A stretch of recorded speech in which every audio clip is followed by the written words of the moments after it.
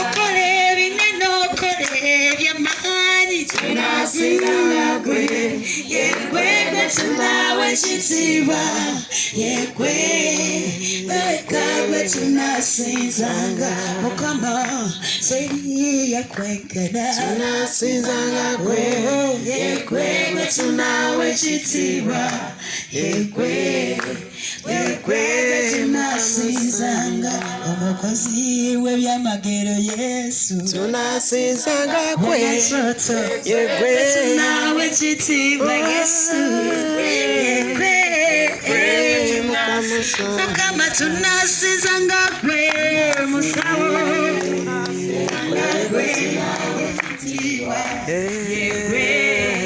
yegwe tunasinzanga. Manika ku mikono omugambe mukama nkusinza olw'ekisa kye kingi mugambe mukama njagala kwebaza nti ndi mu kifo kino mugambe mukama nkwebaza kubanga ndi mu maaso go nkwebaza olw'akaseera kano akalungi ke ndimu nkwebaza kubanga ndi mu kubeerawo okwo mukama twagala okwebaza kubanga otwagadde twagala okwebaza kubanga otusaasidde twagala okwebaza kubanga otukuumye ebbanga gwanvu mwaka mulamba okutuuka wano waliwo abatayingidde 2023 naye ffe mukama twamuyingidde nga tuli balamu twagala kuddiza ekitiibwa n'amatendo twagala okuddiza ekitiibwa n'amatendo era olimba lwentera okwagala ogamba ai mukama osaanidde amatendo oli w'amaanyi tewali akwenkana oli mukulu olw'ebyo by'okola. haleluya hosana kaba banike emikono mugambe ai mukama osaanidde amatendo oli w'amaanyi Bwana Yesu tewali akwenkana oli mukulu olw'ebyo by'okola. Haleluya hosana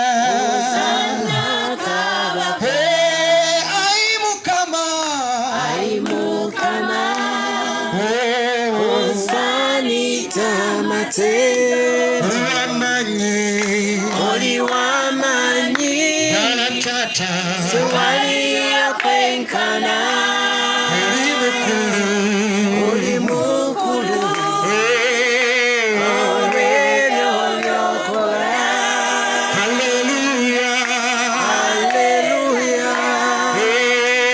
hosana kabaka haleluya hosana hosana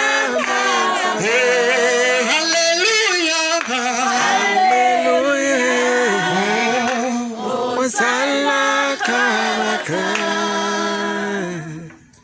You do mighty things, you do glorious things, you're The faithful God, awesome is your name. You do mighty things, you do mighty you do things, glorious things, you do glorious you're things. faithful, You're a faithful God, awesome is your name. you do mighty things, You do mighty things, glorious things, you do glorious things. you're the faithful, You're a faithful God. excellent is your name.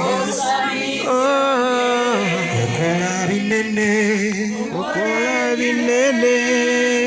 Yesu okola ebyekisa, oli mwesigwa, erinnya lyo ddungi, okola by'amaanyi, Okola eby'amaanyi. atukuma, atuyambe, erinnya lyo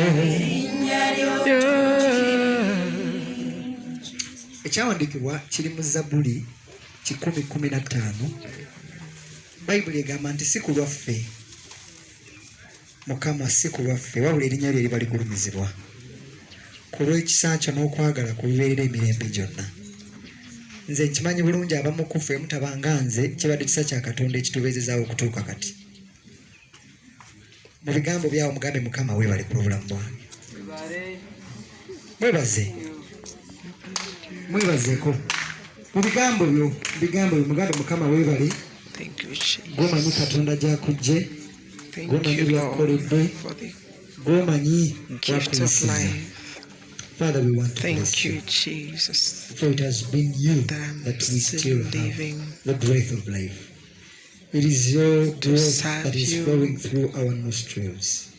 Father, we want to bless Thank you, Lord, for We the want to people give you the you've glory and given honor. me. You have kept us Thank you as that a you've family, taught me your word, as total Lord. family. You've Thank you that preserved you us. have taken me You've prospered deeper us. into your word. You've blessed us. Thank you, Lord, for Father, this you've done church us of more good family. than harm.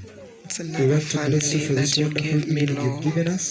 Father, Thank you as for we my are in the man. fellowship Thank you of for the Thanksgiving, leaders, Lord. Father, we pray may you prevail. Thank you for those we May you can bless our see and spirits. those who are not Naye here, yazze Lord. ng'alinamu embeera emutawaanya. Thank Ave you, wano Lord. ng'omutima gwe There guteredde. is still Ave wano nga light. Katonda aleese emirembe mu mutima gwe. Thank you, Mu linnya Jesus. lya Yesu. Amiina. King of glory. Mukama yeebazibwe. Ezo za chairman zange za Mukama. Mukama yeebazibwe. Bannange tusanyuse nnyo okubalaba. Mwebale kujja. Kambasabe twetuulire naye ngenda kusaba basumba ng'oli eyo.